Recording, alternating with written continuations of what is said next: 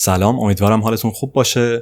یه مسئله که تو اورژانس خیلی باهاش مواجه میشیم اینه که بعضی از بیمارا مراجعه میکنن، بیمارای جوون با سن بالا با شکایت درد قفسه سینه. خیلی از این دردهای قفسه سینه مربوط به قلب نیست. حالا اهمیت درد قفسه سینه یکی از مهمتریناش اینه که مربوط به سکته‌های قلبی باشه یا خونرسانی وقتی به قلب مختل میشه. بیماری‌های قلبی اون برای ما خیلی اهمیت داره که ردش کنیم که ببینیم دلیل این درد قفسه سینه آیا قلبیه یا غیر قلبیه. خیلی از بیمارای جوون میان نگران اینن که درد قفسه سینه ما، این دردی که داریم تجربه میکنیم، درد قلبیه یا خیر. تو این ویدیو میخوام بهتون توضیح بدم که دردی که قلبیه چه ویژگی هایی معمولاً داره. البته این خیلی نمیشه خودتون قضاوت کنین که ببینین این دردی که من دارم تجربه میکنم درد قلبیه یا نه، و حتما اگر درد قفسه سینه تجربه کردیم باید برین توسط همکاران پزشکمون حتما معاینه بشین، حتما باشون مشورت کنین، یه نوار قلب ازتون بگیرن، اگر احتیاج بود یک آنزیم قلبی هم براتون چک بشه. پس این چیزایی که من دارم تو این ویدیو میگم صرفاً برای اینه که آگاهیتون نسبت به درد قفسه سینه‌ای که قلبیه یا غیر قلبیه بالاتر بره. و اگر درد قفسه سینه احساس کردین یا تو اطرافیانتون احساس کردین، حتما بیشتر اینو در نظر بگیرین که دردهای قلبی رو مطمئن باشین که قلبیه، نه اینکه یک درد قفسه سینه رو رد کنین و خیالتون راحت باشه.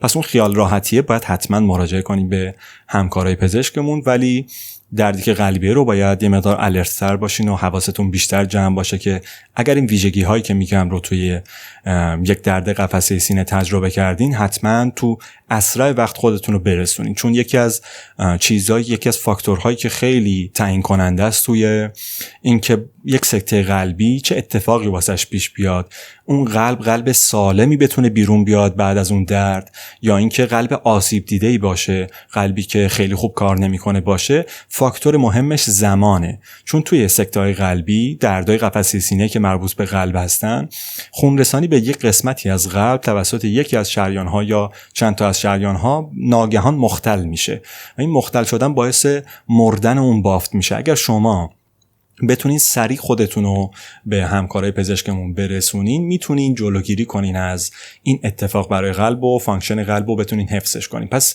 فاکتور خیلی مهم زمانه. اگر این علائم خطر رو داشتین باید خیلی حواستون به اون درد قفسه سینه‌تون باشه.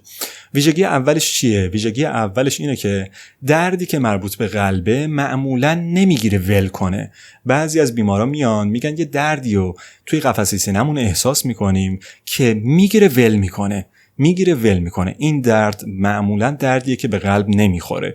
البته من همین هفته قبل یه بیماری داشتم با همین درد قفسه سینه اومده بود، به خاطر اینکه فشارش یه مقداری کنترل نبود و یه سابقه بیماری قلبی هم داشت، بررسی بیشتر براش انجام دادم و تو نوار قلبی که گرفتم جالب بود. با اینکه درد قلبیش، بیمار جوونی هم بود، نزدیک 42 سالش بود، با اینکه درد قلبیش درد تیپیک نبود، درد قفسه سینه‌اش درد خیلی به قلب نمیخورد، نوار قلبش کاملا یک سکته قلبی رو نشون میداد. خیلی جالب بود. پس باید اینم مد نظرتون باشه، اینکه خیالتون نمیتونه راحت باشه از اینکه درد من درد قلبی نیست پس به پزشک مراجعه نکنم. پس ویژگی اول اینه که درد قلبی وقتی میگیره خودش ول نمیکنه دوباره بگیره، درد مداومیه. ویژگی دوم اینه که درد قلبی با نفس کشیدن تغییر نمیکنه. معمولا اینطور نیست که با نفس کشیدن، بعضی از دردهای قفسه سینه اینطوره که شما وقتی با دم دردش تشدید میشه، اصطلاحاً درد پلورتیک بهش میگن. و ویژگی بعدی که داره اینه که معمولاً دردهای قلبی توی استراحت دردش کمتر میشه، دردش بهتر میشه و توی فعالیت، تو راه رفتن، دویدن، کارهای سنگین دردش تشدید میشه. پس بیمار تمایل داره که بشینه، نشسته باشه، استراحت کنه و این ویژگی خیلی مهمه توی تشخیص این که بگیم یک درد قفسه سینه مربوط به قلبه یا اینکه احتمالاً مربوط به درد قلبی نیست. یه سری ویژگی‌های همراه هم داره درد قفسه سینه که مربوط به قلب میشه، اینه که شما به خاطر اینکه حالا یک سیستم سمپاتیکتون فعال میشه ممکنه دچار تعریق سرد بشین. مریض عرق میکنه ولی عرق سرد میکنه، نه از گرما. این عرق سرد یکی از ویژگی‌های همراهش میتونه باشه. و اینکه ممکنه حالت تهوع هم احساس کنی. و یک مسئله مهم و معروفی که توی درد قلبی وجود داره اینه که درد قلبی توی قفسه سینه، بعضی از بیماران که با درد قفسه سینه پیش ما مراجعه میکنن اینه که میتونن با یک انگشت نقطه درد رو دقیقاً به ما نشون بدن. درد قلبی یک درد مبهم با ناحیه‌ای درگیره. پس توی دردهای قلبی بیمار معمولا نمیتونه یک نقطه رو نشون بده بگه اینجام درد میکنه. معمولا اینطور نیست. بازم میگم خیلی از بیمارایی که سن بالاتر دارن، بیماری‌های همراه مثل دیابت دارن، توی اونها ممکنه این دردهای آتیپیک هم، این دردهایی که تیپیک قلبی نیستن هم مربوط به سکته قلبی باشن. پس درد قلبی یک ناحیه‌ای از قفسه سینه رو درگیر میکنه و ویژگی این درد اینه که به صورت فشارنده است. انگار یه چیزی توی قفسه سینه گرفته و داره فشار میده. خیلی از مریضا دردشون رو احساس سنگینی توی سینه توصیف میکنن. انگار یه سنگینی روی سینهشون احساس میکنن که یه حس مبهمی بهشون میده.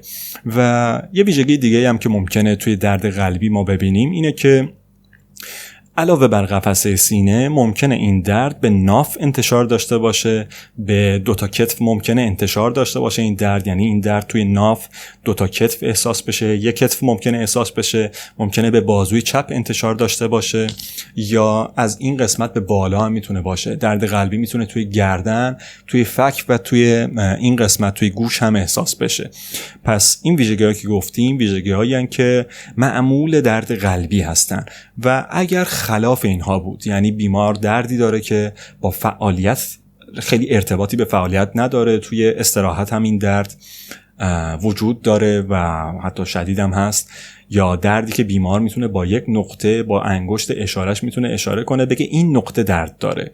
یا یه ویژگی دیگه هم که تو درد قلبی داریم اینه که معمولا دردایی که با جابجا شدن، با خم شدن، با نشستن، با چپ و راست شدن درد تغییر میکنه، معمولا اون درد قلبی نیست، دردی که پوزیشناله، بیشتر سمت اسپاسم عضلات قفسه سینه، بیشتر ذهنمون به اون سمت میره که مربوط به اسپاسم عضلات قفسه سینه باشه. بازم تاکید میکنم اگر این ویژگی هایی که مربوط به درد تیپیک قلبیه در یک درد قفسه سینه تجربهش کردین، این یک زنگ خطره که فوراً باید خودتون رو به اورژانس برسونین. ولی معنیش این نیست که گفتم بیمارایی داشتیم که خلاف این موضوع هم بوده. بیمار جوون، بیمار 27 ساله من دیدم که درد آتیپیک داشته ولی سکته قلبی در اومده در آخرش. پس حتماً باید درد قفسه سینه رو جدی گرفت، خودتون رو در اسرع وقت به یه همکار پزشکمون برسونین، شرح حال دردتون رو بهش بگین، یک نوار قلبی، یک آنزیم قلبی براتون چک کنن تا خیالتون راحت بشه از این نظر، چون نمیشه در این مورد ریسک کرد و فاکتور زمان هم توی دردهای قفسه سینه خیلی مهمه اگه مربوط به درد قلبی باشه. حالا بعضی از دردهای قفسه سینه هم هستن که قلبی نیستن ولی تهدید کننده حیات هستن در حد دردهای سکته قلبی که حالا اونا بحث مفصلیه که الان نمیخوام در موردش صحبت کنیم. اگه یکی از عزیزانتون کنارتونه درد قفسه سینه‌ای احساس کرده، حتما این ویژگی ها رو یه دور دیگه این ویدیو رو ببینین، با خودتون مرور کنین، اگر نیاز شد روی کاغذ یادداشت کنین که بالاخره یه آگاهی عمومیه دیگه که در مورد دردهای تیپیک قلبی، دردهایی که شدیداً ذهن ما رو به این سمت میبرن که این دردی که داریم احساسش میکنیم یا این دردی که پدر من، مادر من الان داره احساسش میکنه، یک زنگ خطریه که این ویژگی ها شدیداً به درد قلبی نزدیکه. پس در اسرع وقت باید ببرمش به یک اورژانس، نشونش بدم، یه نوار قلب حداقل ازش گرفته بشه یا آنزیم قلبی چک بشه تا خیالمون راحت بشه. ان شاءالله که همیشه سالم و سلامت باشین. فعلا یا علی.